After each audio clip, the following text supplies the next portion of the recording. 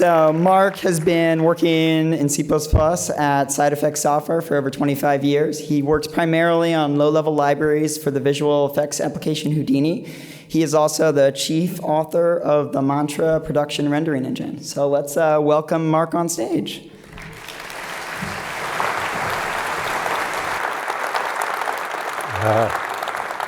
Thank you very much, Bryce, for the wonderful introduction. And what I'd like to point out was that was the Scientific and Technical Academy Awards. There weren't very many actors in the audience. It was a bunch of film scientists and engineers. There were two pieces of hardware that were recognized, the shot-over K1 camera and the Chapman telescope hydroscope camera crane. And that's really cool because you can take that crane underwater. I thought that was neat. But with those two pieces of hardware, there were also a whole bunch of people, software developers, who were recognized. So these 6 groups of people are all C++ programmers. And that's sort of why the audience reacted the way they did at the Academy Award speech. So they all recognized what the C++ 11 actually, how it changed our industry. And so to talk a little bit about, Houdini has been around for a very long time. It's always been C++. It's been used in over 700 films. It's actually received 5 Scientific and Technical Academy Awards, only 1 Award of Merit. And it's been used in all the visual effects films that have won Oscars, except for 1 year in the past. How many years does it say there? 20 years? And so to preface my talk, this is a sort of overview of the talk. I'm going to talk a little bit about SideFX and our product. I'm going to talk a little bit about the industry, and then I'm going to get into the nitty-gritty of the C++ and how we abuse C++. And so to begin my talk, I have to go back to the beginning of the computer graphics industry. And that goes back before SideFX existed, which is my company. It goes back before I started at SideFX, back before SideFX started, back to the 1980s, the early 1980s, in fact. And some of you may be too young to remember the 1980s or weren't even born yet. And so just to let you know what people look like, this is how people looked like in the 1980s. And in 1982, Disney released a movie called Tron. And it was sort of groundbreaking because it had a lot of computer graphics in it. At the time, these are all the computer graphics companies in the world at the time, and every single one of them contributed to the computer graphics that was shown in Tron. So at the time, all those graphics companies built their own software. So they all wrote their own software. There was no off-the-shelf software that they could use. In fact, some of them actually built their own hardware as well. III there built their own machines. III was sort of the outlier in that group of companies because they used Lisp as their programming language. All the others used C. The important thing in terms of SideFX's history is the fact that Omnibus was founded in 1982. Omnibus was founded in Toronto, where I'm from and where SideFX is from. And Omnibus was very successful in the early days. They were so successful that they actually bought out Digital Productions, and they bought out Robert Abel and Associates. And they with those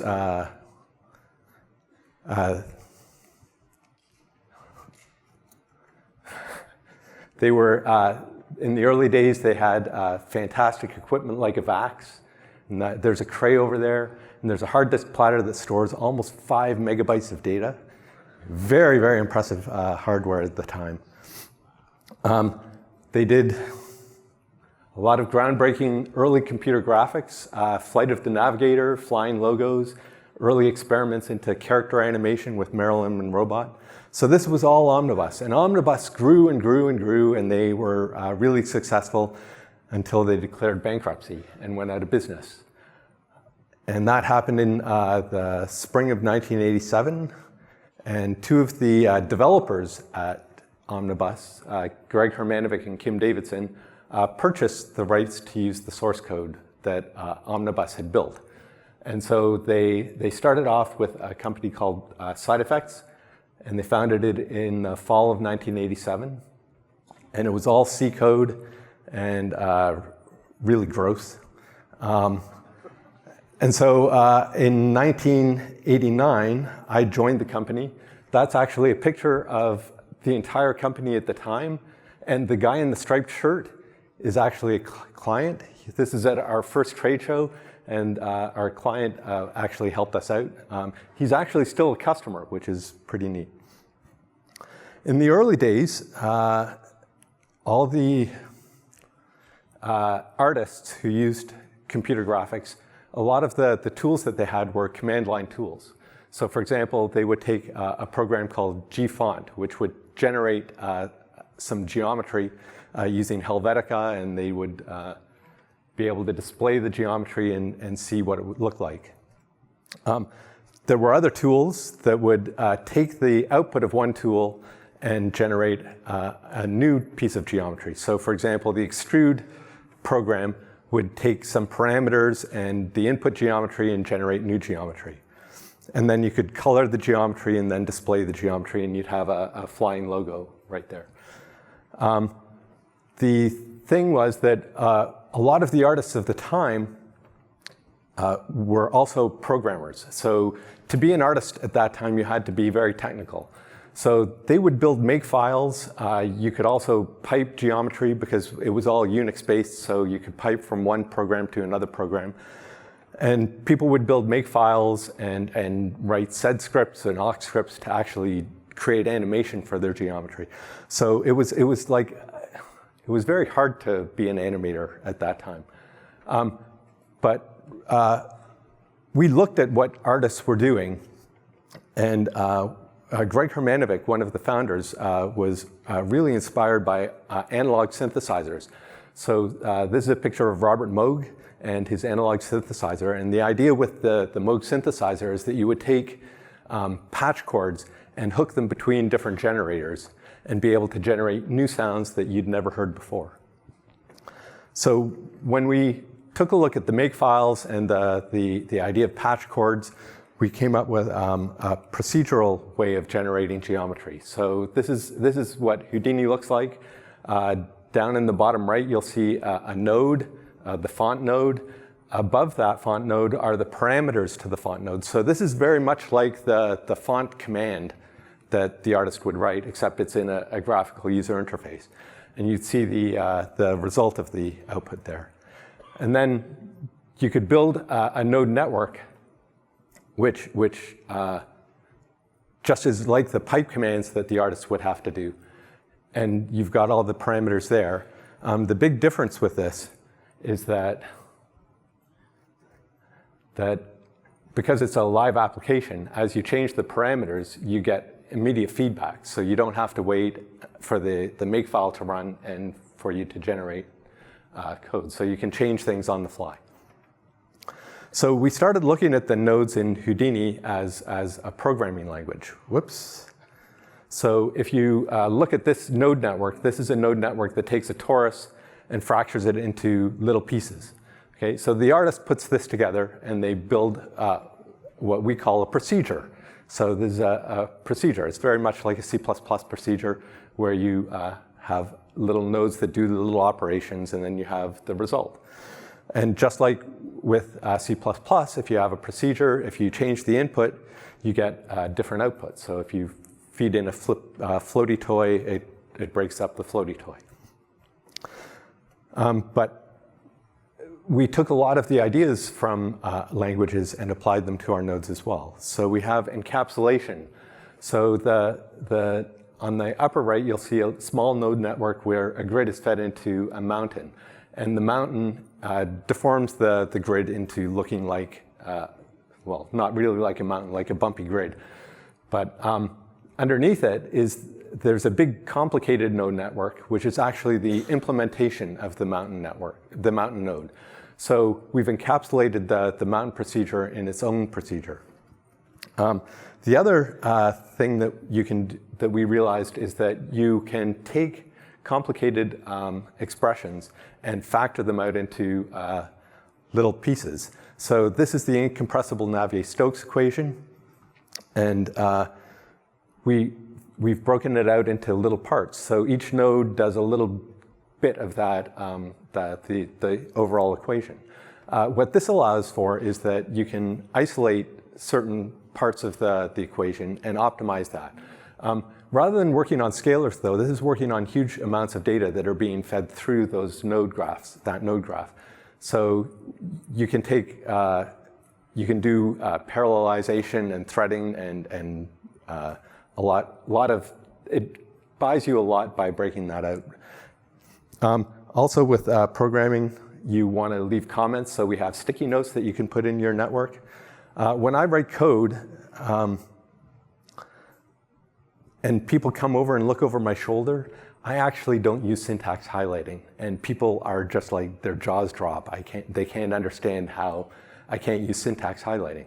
And so with nodes, node graphs, of course, you also want to be able to color your node graphs so that you can impart information. We also have tools to do layout. You can take a very complicated network and simplify it. I know that I've spent a lot of time manually formatting code, and now we have things like Clang format, which is great. So we provide tools like that.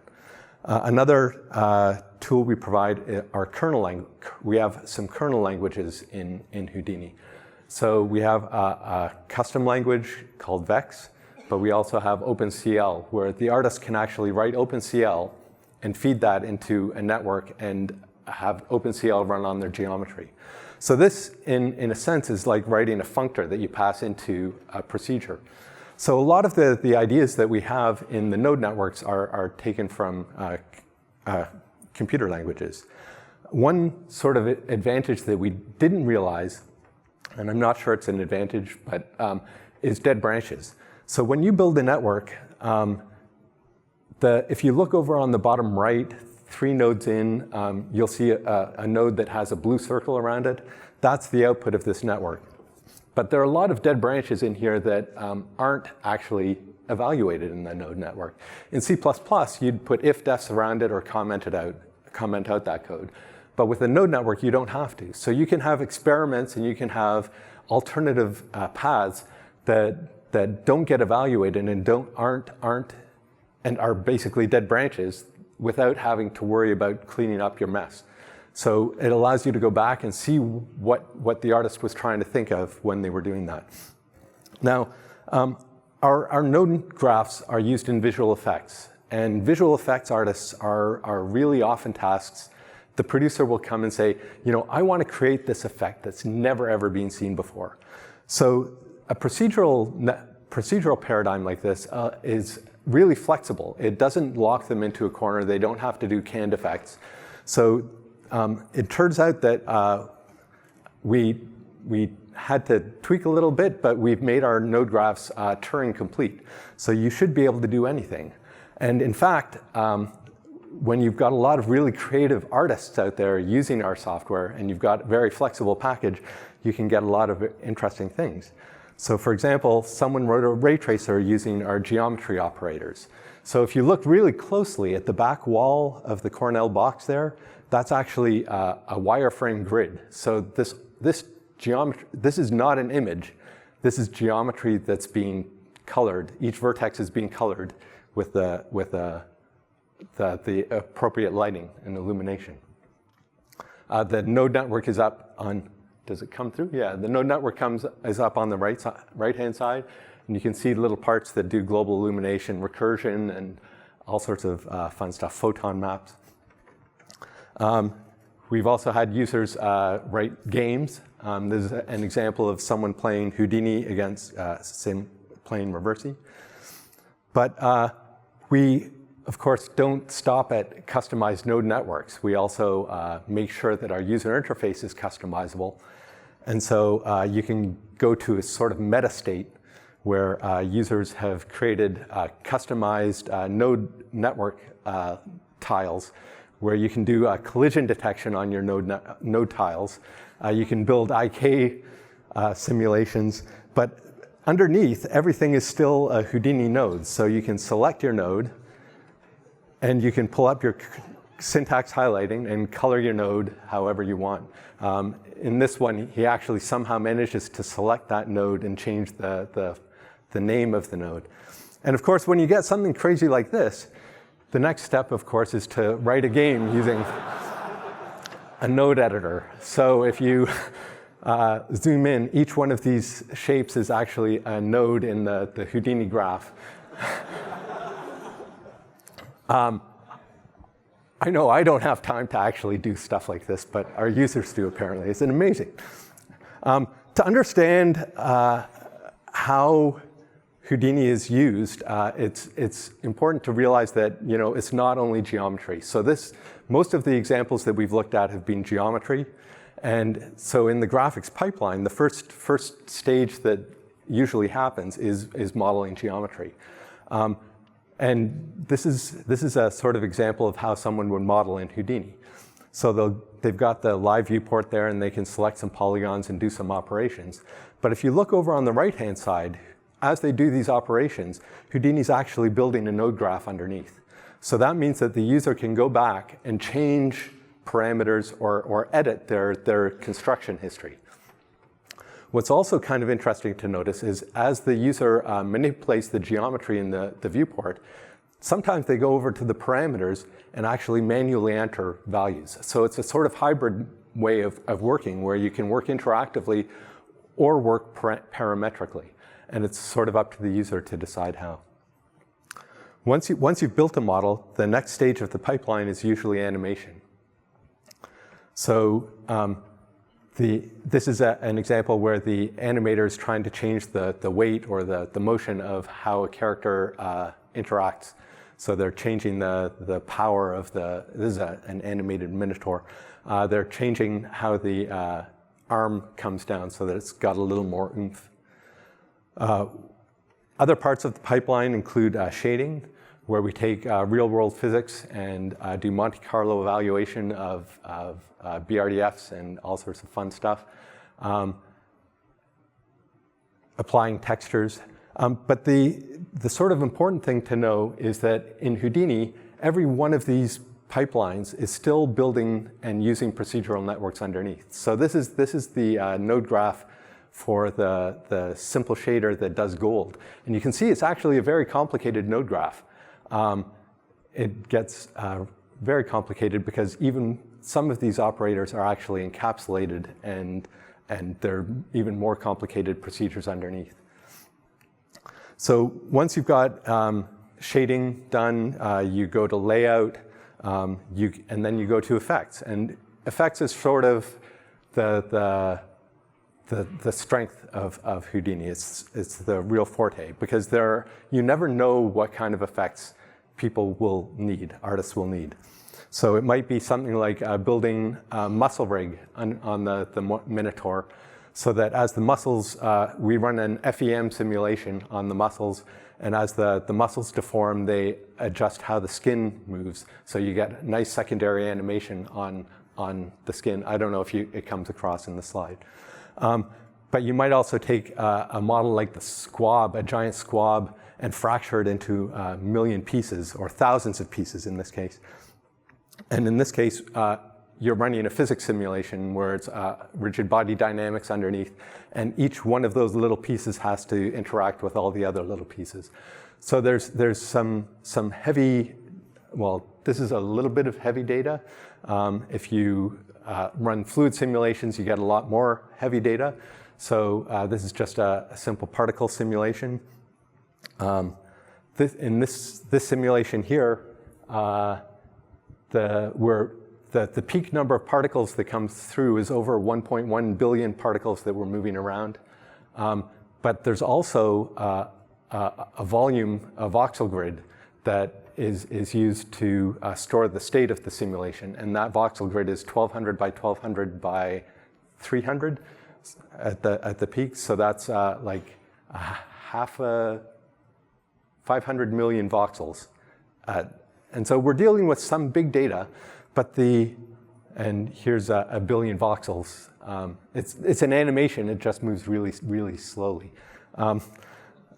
So we're pushing a lot of data through in these simulations, but the other side of this is that when the artist is setting up a simulation like this, we can't actually just optimize for big data. We also have to be able to optimize for 1,000 particles going through or 10,000 particles going through. So our data structures need to be both able to handle simple data and also be able to scale up. And you probably all know Atwood's law, which is something that can be written in JavaScript, will eventually be written in JavaScript. This is not the kind of stuff that you can just cobble together with the JavaScript framework. We also get to fun problems because sometimes even the beefiest machines we have can't solve a simulation altogether. So we'll distribute the simulation across multiple nodes.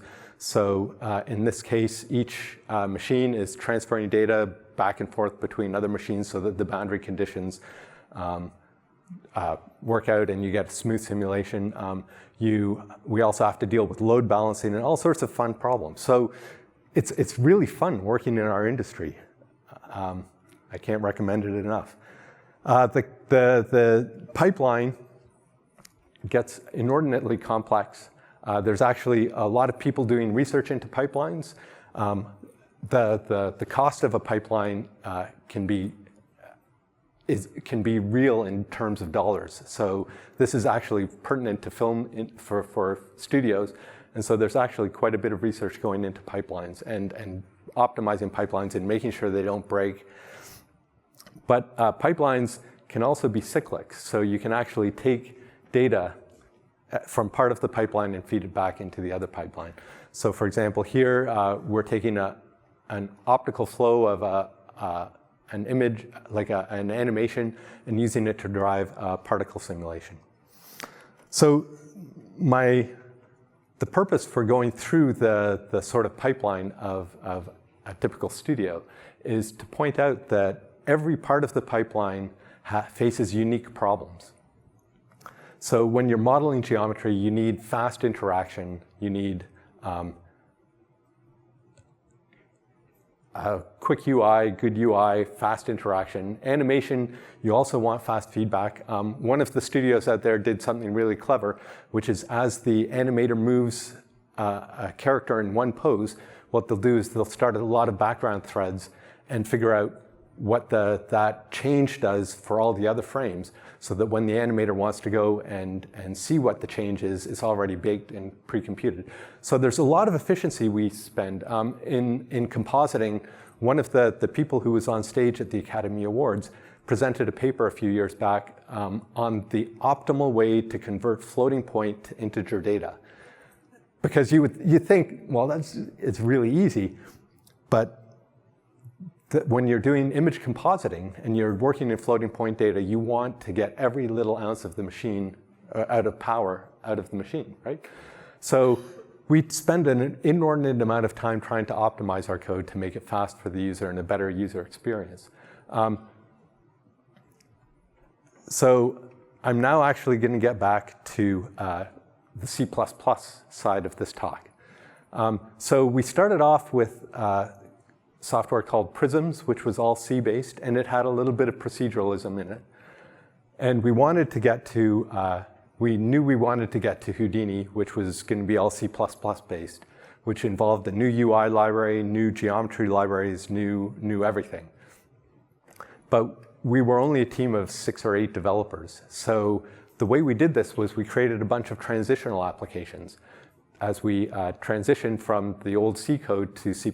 We did this because we didn't want our clients, the people using Prisms, to suffer because we were just stopping development on the C code. So we had dual development going on at the same time.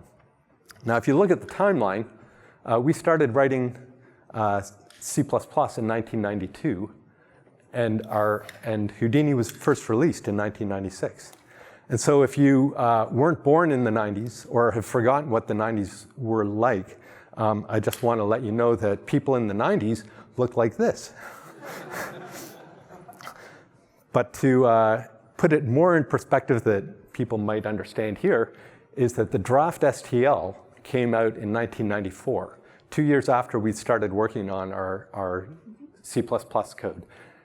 The first release of C++, of STL for C++ on SGIs came out in 1997, 1998, and Boost wasn't even out yet.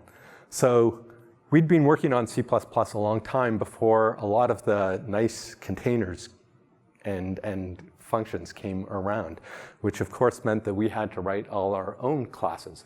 So we spent a lot of time building our libraries. We wrote list, we wrote string, unordered map, atomic ints, all of those things that you can take for granted these days, we had to write from scratch. And there were a lot of benefits to this.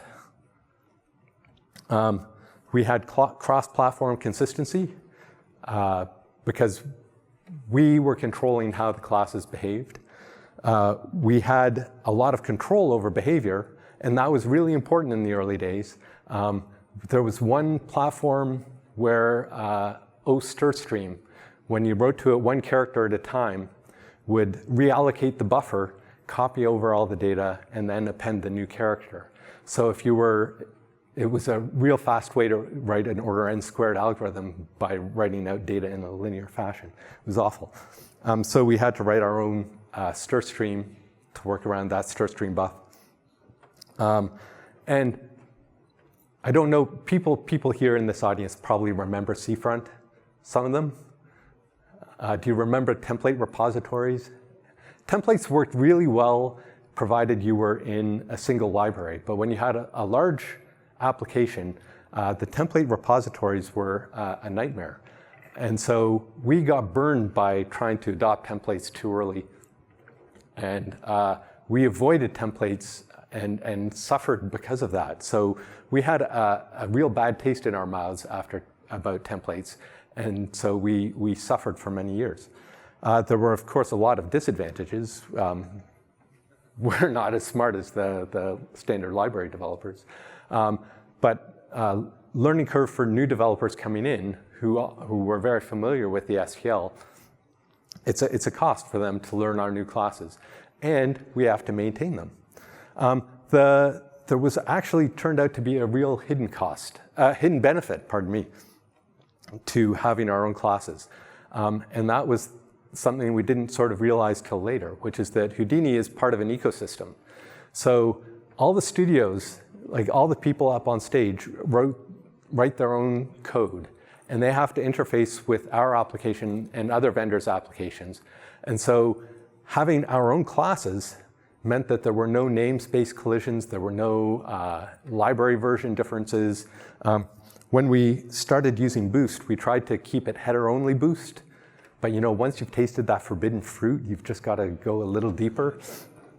And so as soon as we started doing that, we noticed all our clients started complaining that, oh, we're using Boost 1.51 and you're using Boost 1.52 and things crashing. And so one of our engineers spent 6 months namespacing Boost for Houdini. And it got rid of the problem. But it's, there are all these costs to having to exist in an ecosystem. So all these studios have their own code, even more studios on top of that. And we realized that what was needed was some kind of organization to help maintain the versionitis that happens. So SideFX and Autodesk, and we pulled in the Visual Effects Society, got together and came up with the Visual Effects reference platform. And the idea with this is to specify a common set of libraries, common set of language features that can be used in the visual effects industry. And so in 2015, we were using GCC 4.8, Boost 1.5.x, Qt 4.8x, and Python 2.7.x, and a bunch of other libraries. The next year, well, we stayed on GCC 4.8.2 because people don't want to advance very fast. If something's working, they don't want to break it. The Visual Effects reference platform changed that X into an 8, and the X at the bottom into a 5. The big change here was jumping Qt versions. But the huge change was that in 2016, we were allowed to use C++11. And believe it or not, there was huge pushback from the studios. There was one really, really big studio out there that said, you can't do that. You can't use C++11. We've got register all through all our headers. And so there was a lot of pushback. What I also found out recently is that there's one application that's used everywhere in the world. It's huge. And until very recently, it was actually C99. So they still compiled C99, and eventually to use some of the libraries that are in the VFX reference platform, they had to jump their compiler to C++. For 2018, which is this year, we finally get to use some features from C++14. And we bumped the compiler all the way to GCC 6. A lot of the studios around the world, the guys who are building this VFX reference platform are on Linux, which is why GCC is specified. But this is maybe changing. So the VFX reference platform was all sort of run by volunteers, and participation was voluntary. And so there's some studios out there that don't adhere to it. Some studios just go their own way.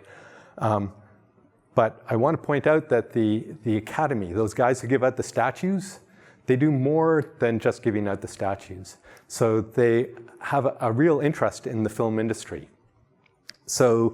And there are a lot of people on the Academy who are actually scientists and mathematicians and computer scientists. In fact, the Scientific and Technical Award Committee is broken into two parts, and there's the engineer side, and then there's the digital imaging technology section, and that DITS section is actually much bigger than the engineering side. So the Academy came out with something called ACES, the Academy Color Encoding System. And it provided a standard for representing and converting color. So this idea of a standard, they send it to all the camera manufacturers, to all the software vendors, to all the projection makers, so that the idea is that when a director has a vision of how that color should look, when it comes onto your screen or your TV or your theater, it should be represented the right way. And so ACES sort of transformed the industry and was a great step forward.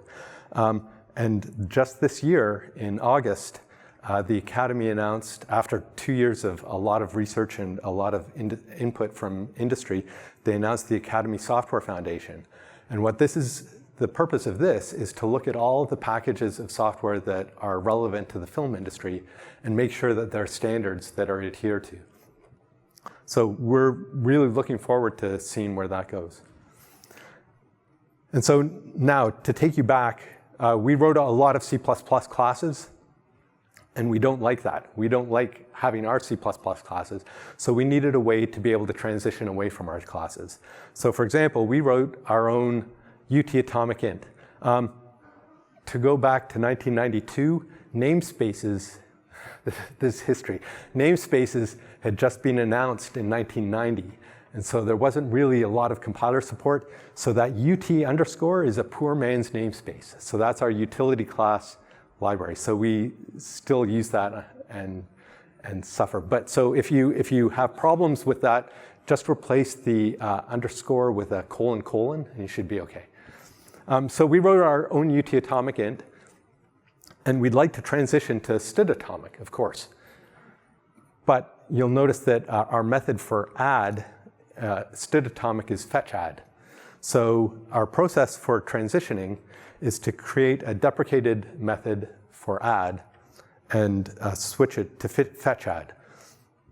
So we do this because when we have our deprecated method, we can easily find it in all our code. But the thing is that we also send out our headers to all the studios who use our software.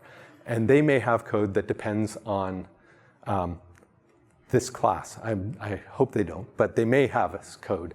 So this deprecated method actually has to live for a couple of years or a couple of versions of Houdini before we can actually clean it up. And once we clean it up, then we can just do a using and create a type def for our UT atomic int. And this way, we don't actually have to change any of our code. We still use atomic int, but underneath, it's using a std atomic. And we like this because that means that we don't have to change our code. We don't have to do all these passes through our code. So we also do this when we pull in foreign classes. So when we pull in boost unordered map, actually, if you look at it, it's hboost unordered map. That's because we went and spent 6 months doing a namespace change. So we have hboost unordered map. And so we create a little wrapper around hboost, or the unordered map. And so we use that as UT map in all our code. So we don't actually ever expose our higher level libraries to naked boost. And that allows us in the future, if we want to change that to std unordered map, we can just do that, and hopefully everything will just work fine. So some of our classes are still around. We wrote our UT array class, which is very similar to a std vector class. And this is still around. One of the things that happens with a vector or an array is that as you push back items onto the array, eventually you have to regrow and resize the array. And the way this is sort of done, this is very simplified and not correct maybe, in vector, is that you create a temporary new array, move the old array to the new array, delete the array, reset your array, and reset your size. Of course, this doesn't actually work if you're shrinking the array, but that's another thing.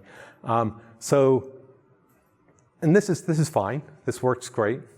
But when we started off, we were a bunch of C programmers who were learning C++ in the process. And I know that there's a term for writing code in a Pythonic way. I don't know if there's a term for writing code in a C++ way. But when you get a bunch of C programmers transitioning over, we wrote our grow capacity like this. So we use Realloc instead of creating a new buffer, and and then just reset the size. So there are two artifacts of this. One is really subtle, and the other is really blatant.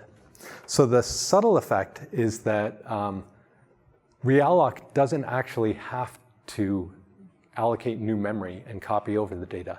If your memory allocation library underneath says, oh, I can just grow that buffer, you don't have to do the reallocation. You don't have to allocate a new memory and copy over the data. So there's a performance benefit to this. And just to make sure that there was a performance benefit, we did a little testing before I came down, and we were unable to get std vector to ever match the performance that we get with our UT array.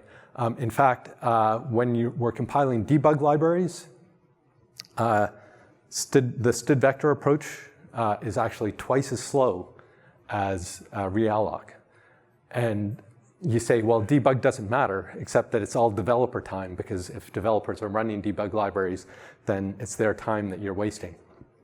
So we get a 2x performance by using Realloc.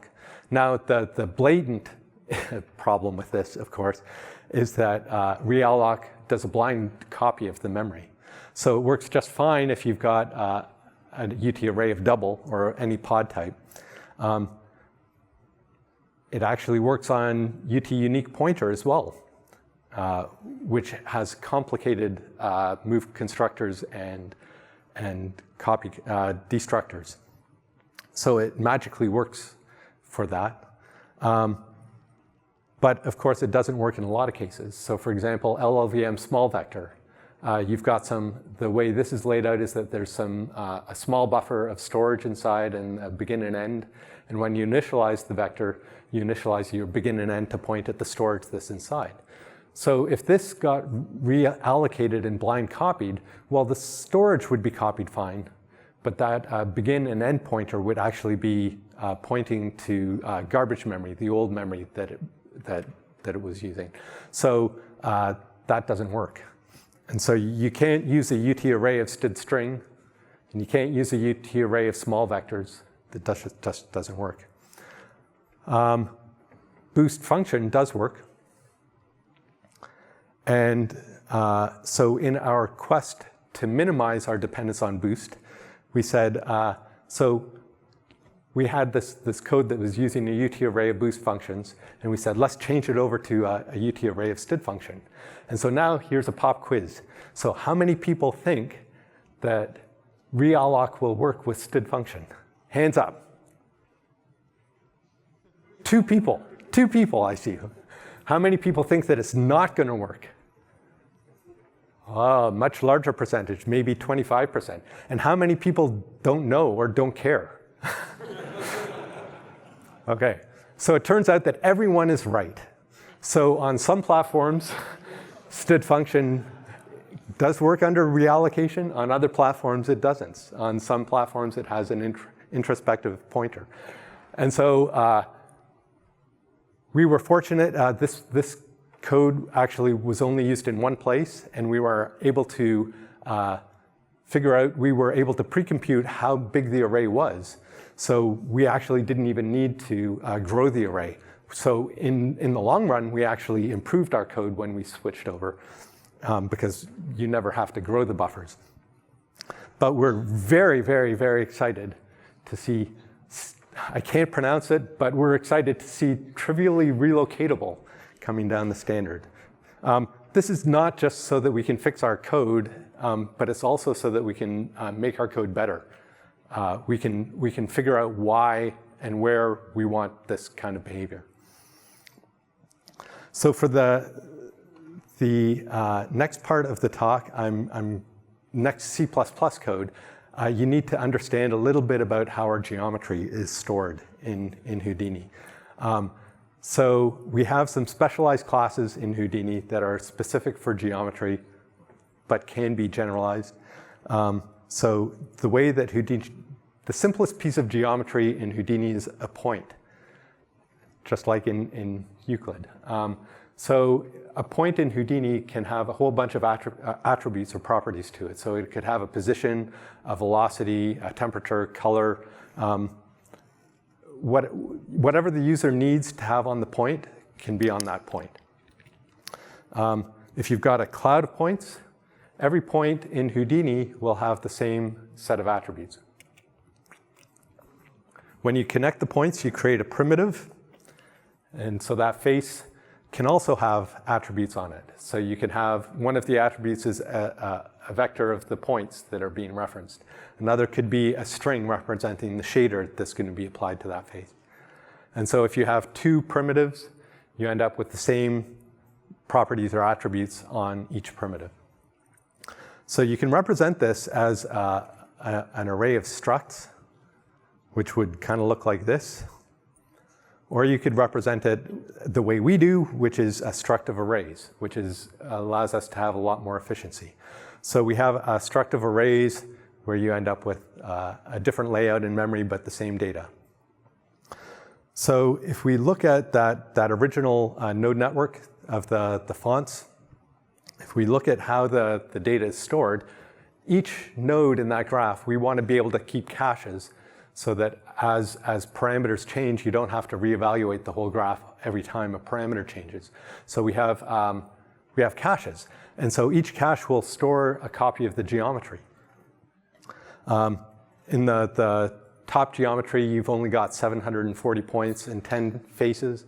But after you extrude it, you get a lot more faces and a lot more vertices. So you're up to almost 3,000 positions, and then 760 vertices in the 760 faces, pardon me.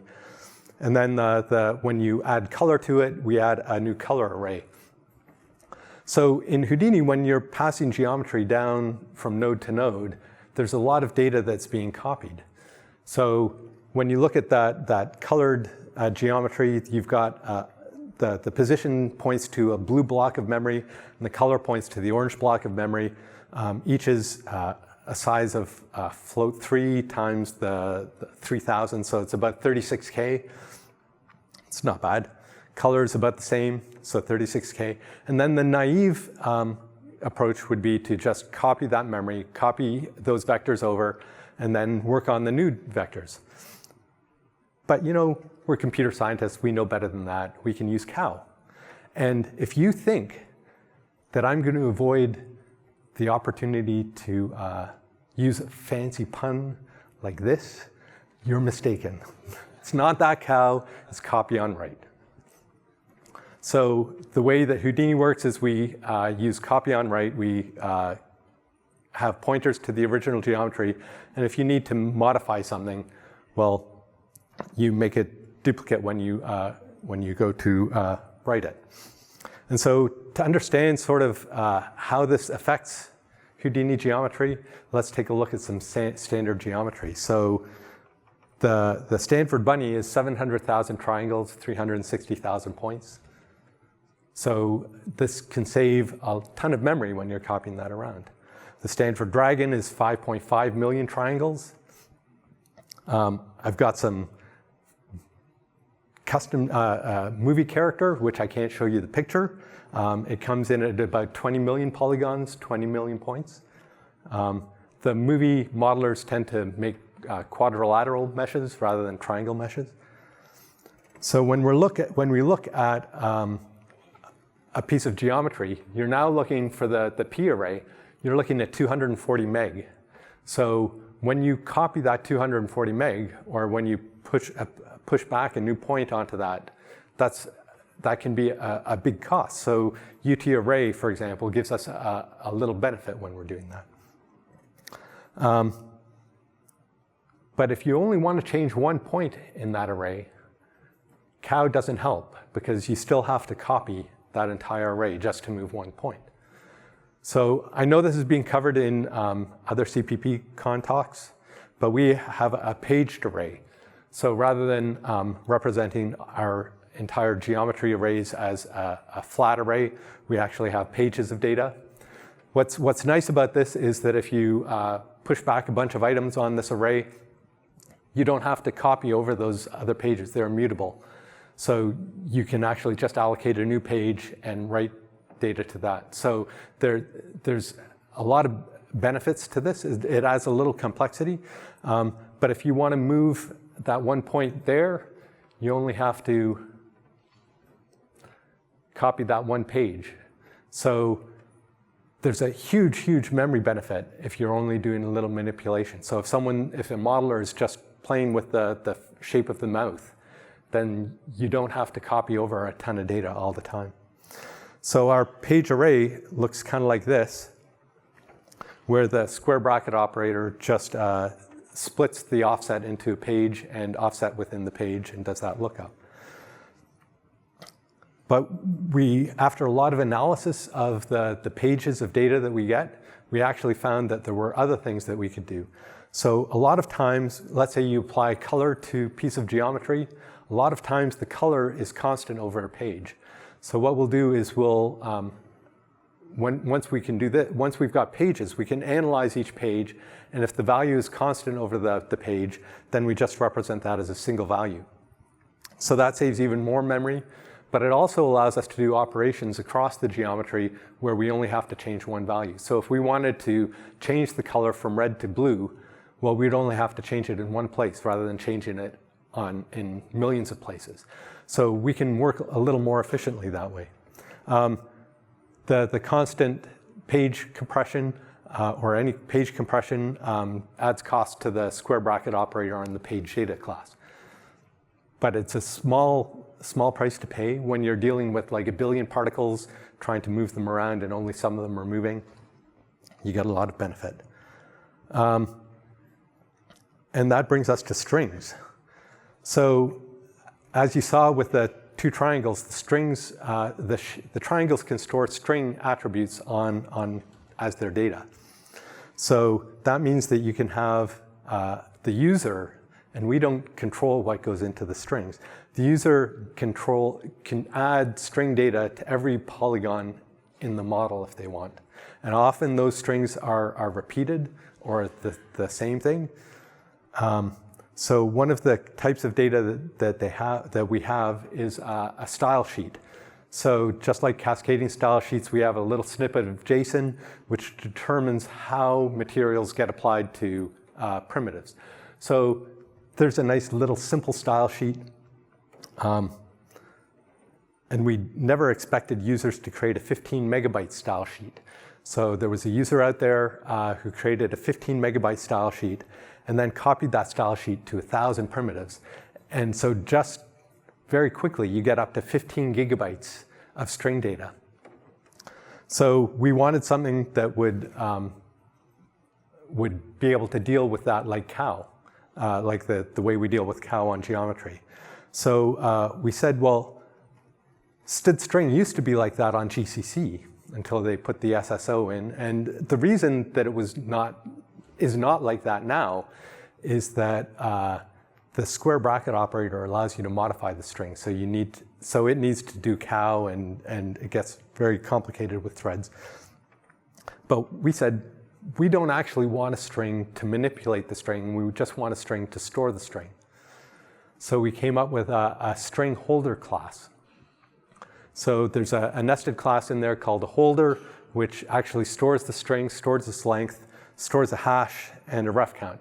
And we could have done this with like an intrusive pointer, but the intrusive pointer doesn't have CStir or length. So being able to have a little wrapper class around that we found it a nice thing. So the idea is that you have a string holder, it's reference counted, that same string can be used thousands or millions of times in your data, and there's almost no cost, the atomic cost. And then we started looking at our code, and there were a lot of places where we had static data. So static data adds to your startup time, and we constantly tried to minimize our startup time. It costs developer time, it costs user time if your application takes a long time to start up. So there's this case where you've got a static string holder, which at startup time is going to do an allocation and a memory copy of that literal into the object. And that's no good. So we wanted something that was like a UT string reference. So it referred to the string instead of actually holding it. So we modified our string holder to be a string reference. And if you look, there's a union of a pointer to the literal or a pointer to the holder. And we use the length of the string that's stored in the string holder or the string ref as a flag to switch on whether it's actually a holder or a reference to a literal. So if it's a holder, we can actually store the length with the holder object. If it's a literal, we actually store the length with the string. And so the constructor for the string ref looks kind of like this. If the string fits as a string literal, then we actually just keep a pointer to the string literal and set the length to the length. If it's otherwise, if it's a null string that's passed in or an empty string, what we'll do is we'll point the holder to a singleton empty string holder. And if the literal is actually bigger than unsigned int max, we'll allocate a holder for it. So our holders will actually store very, very large strings. And if it's a small string and it's a literal, we can actually store it quite nicely. So the copy constructor just copies over the member data. But then it says, if it is a holder, we've got to make sure to reference the holder. And if the destructor, if it is a holder, we dereference the holder. So this is a sort of, I think it's a fairly unique pattern. I haven't seen it anywhere else. Is what we do is we subclass a string holder from string ref. So there's no data on a string holder. They are identically in memory the same object, but they have different behavior on their constructor and same behavior on the destructor. So the constructor of a UT string holder will always make a copy of the data. So if you pass in a const char, it's going to duplicate that const char. This is sort of like the string behavior, except that it's reference counted. The copy constructor, when it takes a UT string ref, if there is a holder, if there's no holder, it will duplicate whatever the data coming in is, because the string refs are const chars and they're short-lived. You don't know about their lifetime. So the string holder, you're guaranteed that the string will always be held around. Otherwise, if it is a holder, we actually just do the same thing as what was done in the string ref copier. And for the holder, we always set the length to 0 to indicate that there's a holder. So what's kind of nice about this is that we have the same object, but we can look at it in different ways. So if we have a class string set, the find method takes a string ref, because we know that we're never going to hold that string inside the string ref, inside the string set. The insert method, on the other hand, takes a string holder, and because it will make a copy of that string holder, it will reference that string holder inside itself.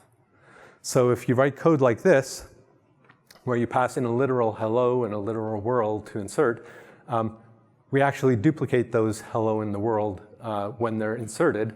But when we call find, we don't create a duplication. So it just creates a temporary short-lived string ref object. And then if you pull something out, you get a string holder which you can just reference with an atomic, an intrusive reference count. So we had a developer come in who worked on a sort of side project, and they wrote it all using std string. And we got them to change over to UT string holder. And there was a huge drop in the number of calls to malloc. And malloc is one of those things that it's like a death of 1,000 cuts. You can never get rid of those calls to malloc because everybody's doing something with it. But by switching over to a reference counted string, we were able to cut the calls to malloc 20x, which is huge. And it's those kind of small little optimizations that are really hard to find sometimes. So because UT string ref and UT string holder are the exact same object, we can use this pattern, which is to UT make unsafe ref. So given a reference, we can reinterpret cast that to a holder. And you think, well, that's really dangerous, and it sort of is, except that the string ref actually handles the string holder case just fine. So we can now make a const UT string holder that doesn't do any allocation at startup time, which is good. So of course, what we'd like to do with this is to make a user-defined literal and just do this instead. And with C++11, we had a little fun trying to get the hash function const expr. We managed to do it, and this was all working, and we were so happy. The first time we did this, it worked right out of the box. The hash was computed at runtime, the length was computed at runtime, the data was stored. It was all just beautiful. And then we tried it on another compiler, and it didn't work. So the first compiler we had lied to us, saying that this was the right thing to do. We're very happy that it did that, but in general, we can't really rely on it. And we never found a solution. We tried 7 ways till Sunday to try to figure out a way to have this user-defined literal do what we wanted. And we actually ended up having to create a new class in the hierarchy, UT string literal, which is it allows us to have the const expr at compile time. Eventually, we'd like to go to the user-defined literal, and we're very happy that in C++20, we should be able to, if we read it right, we should be able to do something like this. And there was a great talk on regex earlier that also is looking forward to this. And with the VFX reference platform, we should be able to do this in like 2027 or 2028. Looking forward to it. And so now we've been writing C++ code for over 25 years. And so to close off, I'd like to have a few reflections.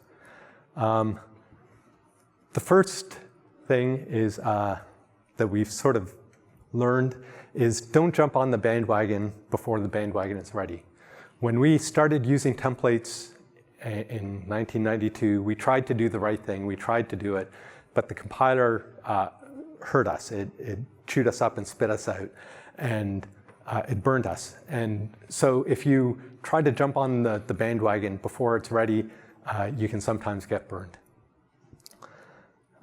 Number two, don't jump on the wrong bandwagon. Back in 1992, we thought inheritance was the way to go. So we are struggling now with, you wouldn't believe how deep the inheritance goes in some of our class hierarchies. It's awful. Nobody can comprehend it. It's terrible. Inheritance, of course, has a place, but don't overuse it. The next thing, we will, of course, continue to transition to more STL classes, getting rid of all our obsolete classes, because standards are a good thing. But I think there's always going to be places for custom classes and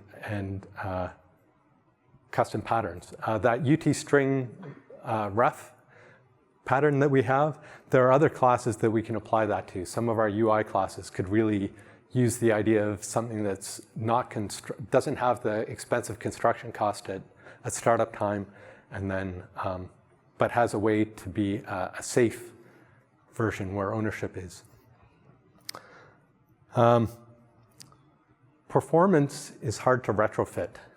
So everyone, and I will also tell you, stay away from early optimization, premature optimization.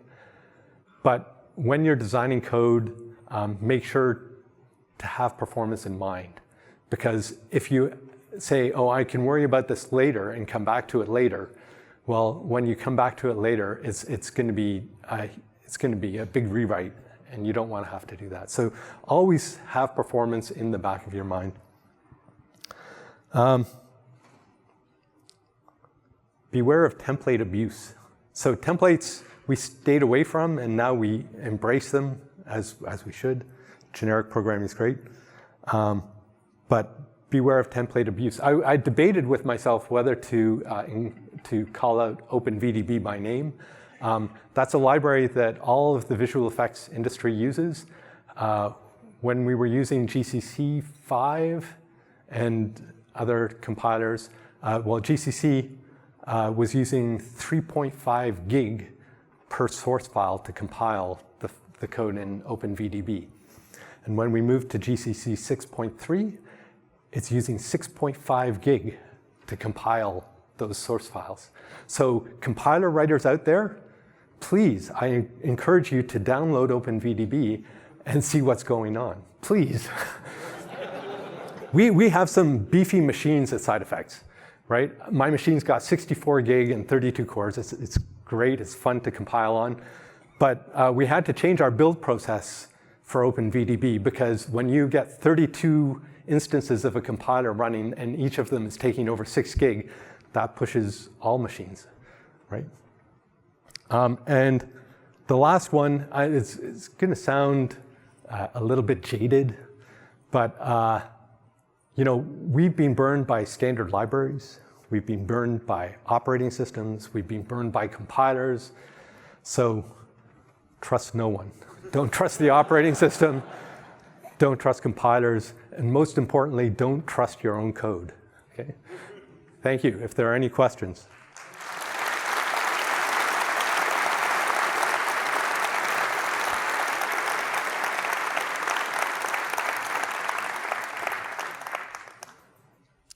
One of the points you made in the reflections was to not jump on the wrong bandwagon. And I think that's very easy to say in hindsight. So do you have some tips for identifying the wrong bandwagon or conversely the right bandwagon? That's a really hard question. I think that, so we still jump on the wrong bandwagon every once in a while. I personally have overused auto. I think that there are certain rules of thumb that you sort of pick up as you go along, the good patterns and the bad patterns. And so it's constantly a learning experience. Sometimes though the bandwagons can be really, really big. And in those cases, like generic programming, you probably want to give it a little time to set in. I'm sorry, Bjarne, but concepts, I'm going to wait just a little bit to see how it works.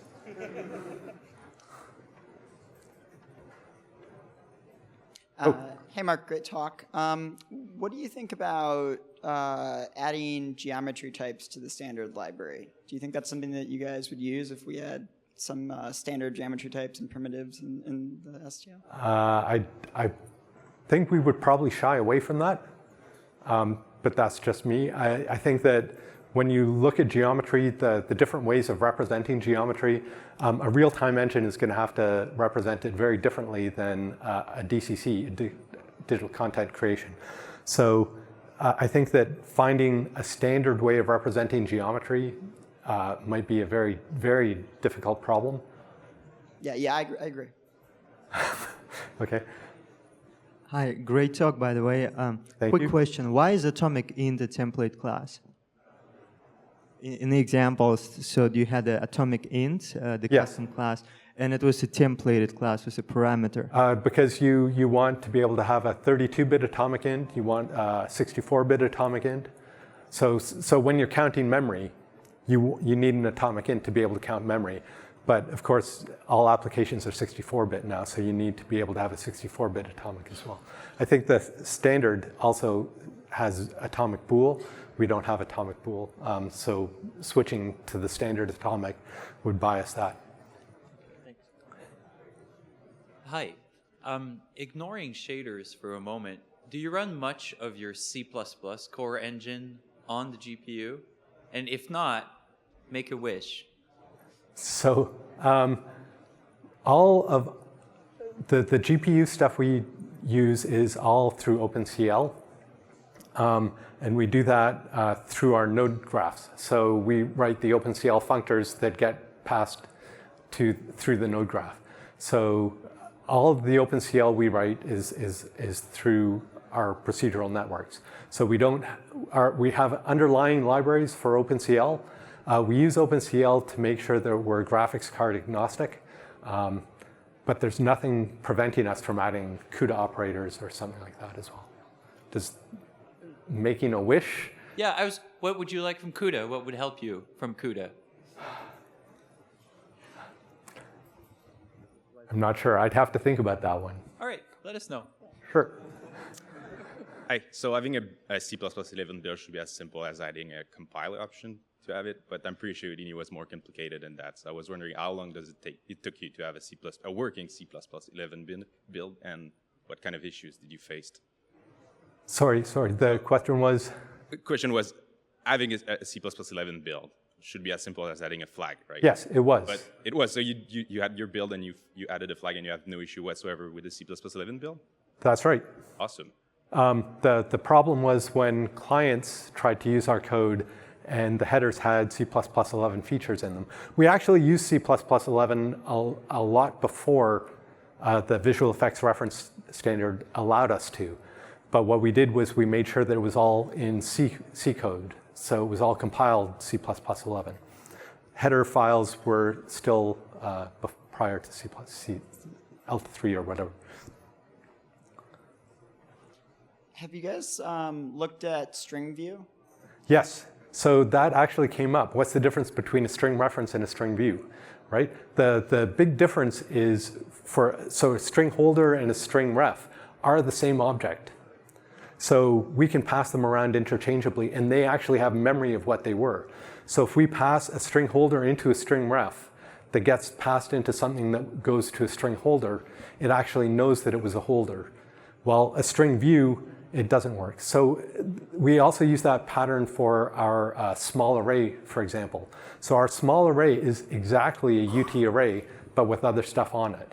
So that when we pass a small array into something that only takes a UT array, we don't have to worry about it. It actually converts just fine. So there's no conversion cost when you do that. It seems like you guys profile at scale. Can you share how you do the profiling? So every developer at SideFX has their own preferred way of profiling. I like cache grind, though I will sometimes use the Google Perf tools, I think they're called now. It used to be OProfile. Some people run VTune. It depends on the developer. Do you build in something into the product to know how it does, like malloc counting and so on? So we do have some libraries that do the malloc counting. We also have performance tools for Houdini itself.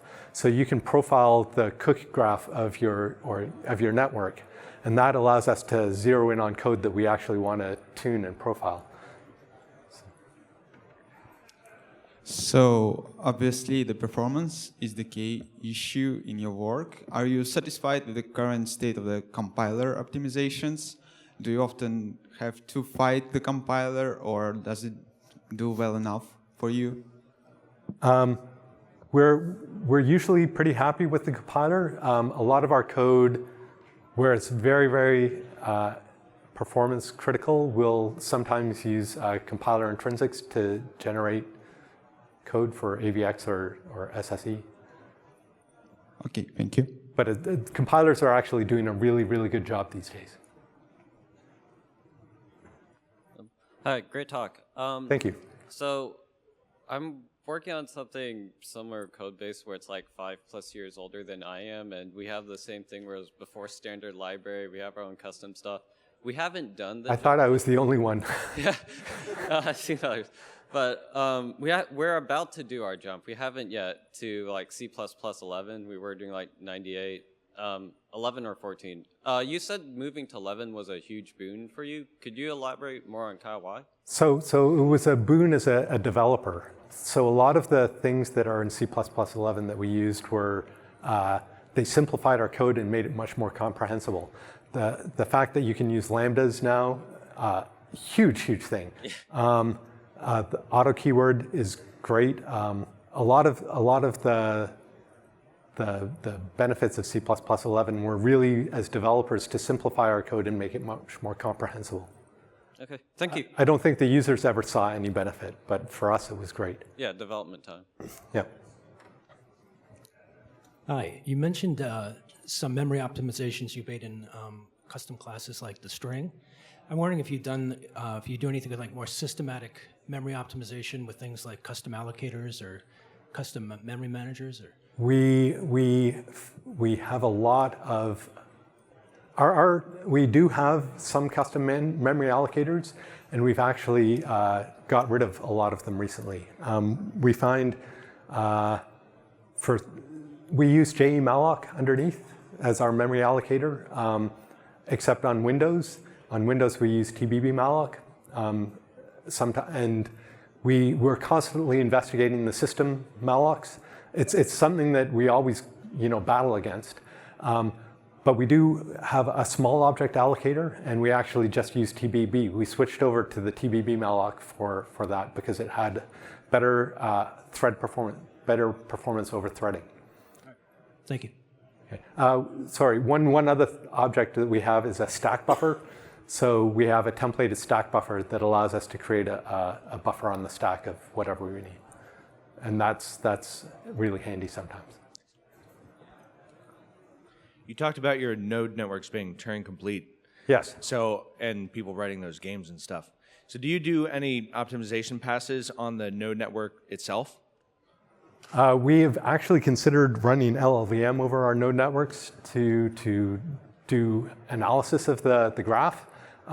We don't at the current time. Internally, our cook engine does a lot of dependency tracking. So very early on, our expression language that we used in Houdini allowed you to reference any node and any data anywhere in the graph. And so there are all these sort of implicit paths that are very hard to track explicitly. And so running additional graph analysis tools is tricky. It's definitely something we want to investigate, though. There are certain even certain subgraphs that where we could take advantage of that. Right? Thank you. Hi. Hi. Regarding the interaction and the interfacing with others that comply to this VFX standard. Yes. As I've understood from the presentation, Qt is part of it. Wouldn't it make sense to at least use in the public address exclusively Qt instead of your own? We would love to switch over to Qt exclusively. Just a note, we have 10 minutes left. We'd love to switch over. However, we're still a small team. We have, I think, 20, 25 developers. And for us to transition, we're actually in the progress of transitioning over to Qt entirely. So you can now have Qt panels inside Houdini, and eventually we'd like to switch all of our panes to be over to use Qt. And so, but it's a staged process, just similar to the process that we move from C to C++. Yeah, I mean, it makes sense then. Thank you. Hi, you mentioned the finite element method for simulating the muscle mass and the Navier-Stokes equations. Yes. So my question is, what were the main challenges that you had over the years for physics simulation in general? So I don't actually work a lot on the physics engines. I know that dealing with the amount of data that comes in and processing that data is always challenging. Interfacing to OpenCL and getting the data over and doing enough work on the GPU, that's challenging. But again, I'm sorry, I don't do a lot of work on the physics side. Thank you. Hello. Hi. You use a graph for processing, right? So you have a processing graph, and this is the way how you organize the computations. And you gave us the idea what is a low-level data structure, like Go and Page it. But what is high-level data structure for your scene? So the high-level data structure would be something like a node graph. So when the user puts together a bunch of nodes, that in fact is part of Houdini. So when we ship Houdini, a lot of our nodes are really high level in that they're made of other nodes inside Houdini. So we do have our I don't know if that's... I would say like your array of points and triangles, your colors, your objects. So we have a geometry container that contains all the arrays of points and all the paged arrays, indirection arrays.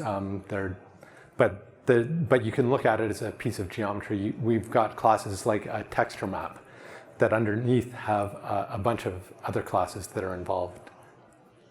Then do you organize your geometrical objects into the tree as well?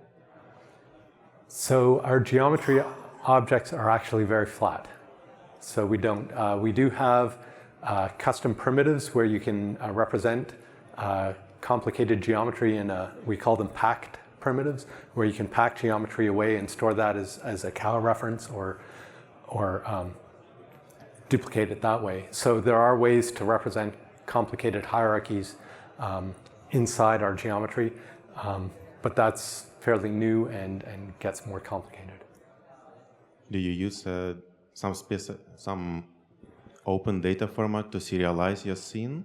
So there are a couple of open data formats. There's Alembic, which was released by Sony and ILM, and that's a way of storing animation and geometry.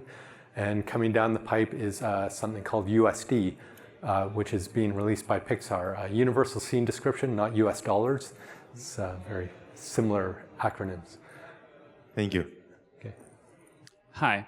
I wanted to ask about your coding guidelines. Since you have quite specific requirements on your code, do you use some custom coding guidelines? Our coding guidelines go back a long way, and some developers adhere to them, and some developers, we're a bit loose with our coding guidelines. So not everybody adheres to the same coding guidelines. So we have a lot of very, very talented, very passionate developers, and sometimes it's a little constraining to make them work within a certain guideline if they're more comfortable working in a different way. And as long as the code works, that's mostly what counts. That's perfect. Thank you. Hi. You mentioned initialization time. Yes. And I was wondering if constexp helps, or did you make any investigation on that? Or? So it would definitely help. But the trick is to make sure that the compilers, that we can use constexp in all the places we want to, right? So yes, constexp does help, but a lot of the startup time is actually malloc and things that can't be done constexp. So we're battling those more than the static initializations. What's your approach on error handling? Oh, that was one bandwagon we didn't jump on. So we didn't jump on the exception handling. So our error handling has got to be the worst in the industry. We have a global error manager, and everybody can add to that. Oh, it's awful. You don't want to know what we use. It's one of those things that's definitely due for a rewrite or a transition. Are you looking forward to the expected? I saw that talk yesterday. It certainly holds a lot of promise, yes. It's got to be a lot better than what we have. One of the problems that we have, though, is that sometimes the error actually occurs in an event handler. So we don't actually have the stack from the guy who's doing the try. The error gets thrown in some separate thread in some totally separate call stack. So it gets tricky for us in our UI library. I have to think about how that would work with some of our awful code. Thank you. Thank you. Did you 3 minutes. Did you come up with any other idioms for dealing with mostly immutable data and occasionally changing, let's say, just like the page-based data modification that you talked about, but in the context of multiple threads? So something like a concurrent queue, but largely immutable data, but occasionally one thread might be. So we do use TBB vector, a concurrent vector sometimes, which has that property. But we haven't spent a lot of time investigating those kind of algorithms ourselves. The pages also have a small side benefit when it comes to threading, is that you can easily assign a thread to each page and have them work independently. If the page needs to be compressed, it's one thread's job, not the global program. So there are a lot of advantages you get with the page array. Hi, nothing to do with C++, it's more to do with your node networks. As you said, it is Turing complete, it is code. How the hell do you manage that, and how do you do diffs on a big node network? So diffs on big node networks is a real problem that we actually only finally got around to addressing last release of our software, like however many years into it. So because the node networks can get inordinately complex, we now are able to expand them and serialize them, and then you can do the diff on the serialized code. So you can represent all the node networks as text as well. So there are underlying commands, just like the old days where you had standalone commands to do that. So you can run the diff on that and see what's changed. Okay, thank you. Thanks. 1 minute. How do you test your software? We test our software with our software. So we have a bunch of regression tests. Aside from unit tests, we also have regression tests that will take animation files and render images or create geometry. And so we also validate that the process of creating geometry is also the same. So we use our software to test our software. Do you mock and automate testing a lot, or you have still decent amount of manual testing? Every developer does a certain amount of manual testing, obviously, before they commit. But we also, on every build, we have machines that run our regression tests. So after every build, they run regression tests, and it allows us to bisect and easily sort of zero in on what might be problematic. So regression is okay, but what about the new features and functional tests? When you add a new feature, you add a test to make sure that it keeps working that way. Kind of unit test or something high level? So the way we'll build unit tests for low-level structures, but for some of the high-level structures, because how do you test when you've got a network of nodes that is hooked together? How do you test whether that works?